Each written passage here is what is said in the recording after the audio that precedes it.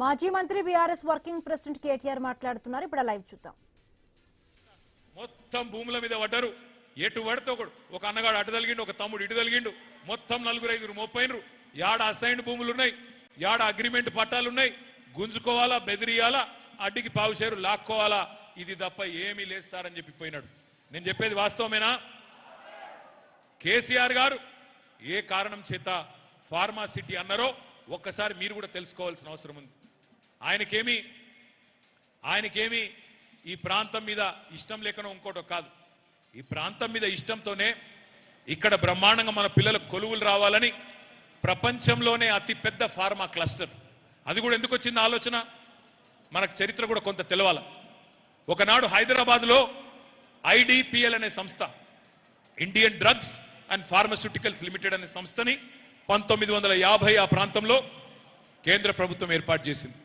ఆ తర్వాత అందులోకెళ్ళి కొంతమంది సైంటిస్టులు బయటకు వచ్చి డాక్టర్ రెడ్డీస్ అని, హెట్రో అని, అరబిందో అని రకరకాల ఫార్మా కంపెనీలు పెట్టినారు. తద్వారా హైదరాబాద్ అనేది బ్రహ్మాండంగా భారతదేశానికే, ముఖ్యంగా ఈ ఫార్మాస్యూటికల్స్ విషయంలో, ఔషధాల విషయంలో ఒక అగ్రశ్రేణి నగరంగా, ఒక రాజధానిగా ఎదిగింది. అయితే ఇదంతా ఏమైంది? ఆ బాల్నగరు, జీడిమెట్ల, రామచంద్రాపురం, పటాన్ చెరువు అడిదిక్కంతా ఇష్టానుసారంగా అప్పుడు అనుమతులు ఇచ్చుకుంటూ పోయినారు. అప్పట్లో కాలుష్య నియంత్రణ కూడా సరిగ్గా చూసుకోలేదు.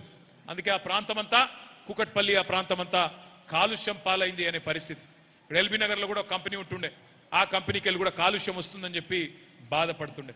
అందుకే కేసీఆర్ గారు ఆలోచన చేసినాడు, ఇట్లా కాదు, దీనికి శాశ్వత పరిష్కారం ఉండాలి. హైదరాబాద్లో పిల్లల కొలువులు రావాలి, ఫార్మాస్యూటికల్ ఇండస్ట్రీ కూడా మంచిగా ఉండాలి.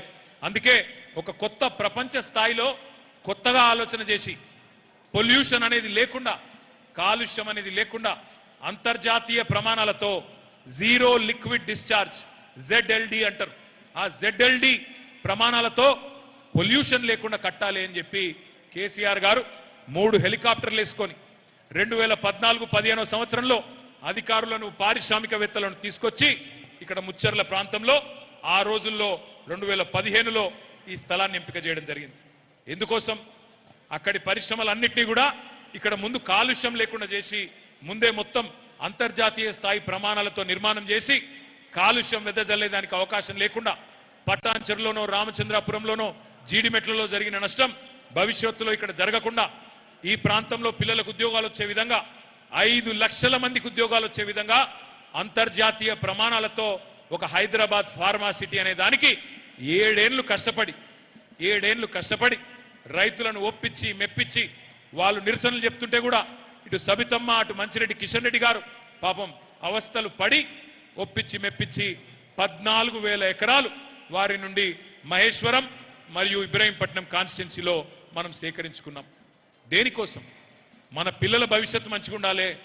కరోనా లాంటి మరి ఉపద్రవాలు వచ్చినప్పుడు, మందులు దొరకకుండా అవస్థలు పడే పరిస్థితి వచ్చినప్పుడు మన హైదరాబాదు, మన తెలంగాణనే ప్రపంచం మొత్తానికి ఒక దిక్కు కావాలి, మన పిల్లల కొలువులు రావాలి అనే ఉద్దేశంతో ఫార్మా సిటీ అని మనం ప్రతిపాదించినాం. 14,000 ఎకరాలు మనం సేకరించినాం. ఇవాళ ముఖ్యమంత్రి గారు ఏం చేస్తున్నారు? మొత్తం ఇక్కడికి వచ్చి అధికారంలోకి రాగానే ఫార్మా సిటీ రద్దు.